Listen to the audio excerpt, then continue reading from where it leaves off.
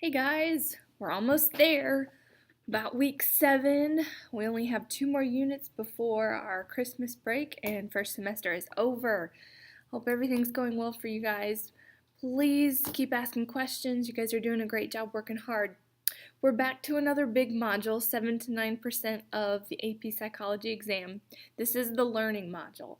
We're looking more at observable behavior that you as an outsider can look at a person and say, they are performing this action, they're doing this because of this.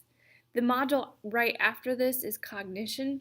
That's where we're going to look more into the brain side of things, the neuroscience side. When you have a thought, what is it doing within your brain?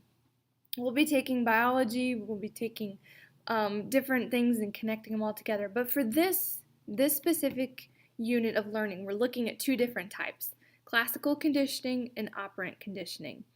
There's a lot of technical terms in here, but I want to emphasize a couple. For classical conditioning, we have the conditioned stimulus or the conditioned response. Then we also have the unconditioned stimulus or the unconditioned response. When you think of conditioned, I want you to think of something that's been learned, something either you've taught yourself or someone has taught you.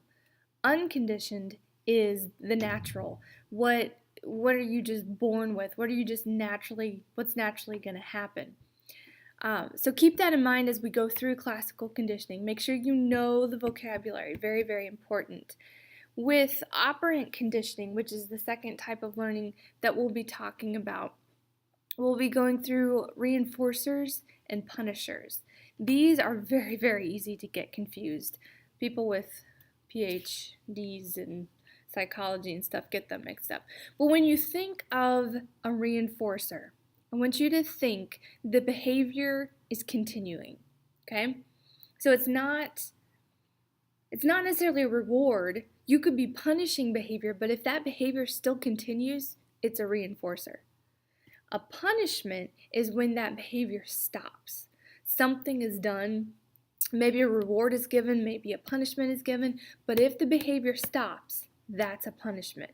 Reinforcer means the behavior is continuing. So keep that in mind. So as a whole, when you think of classical conditioning, think of association.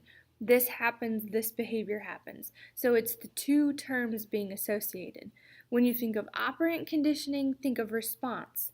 I'm making these decisions, I'm responding because of a reinforcer or because of a punisher or something to that effect.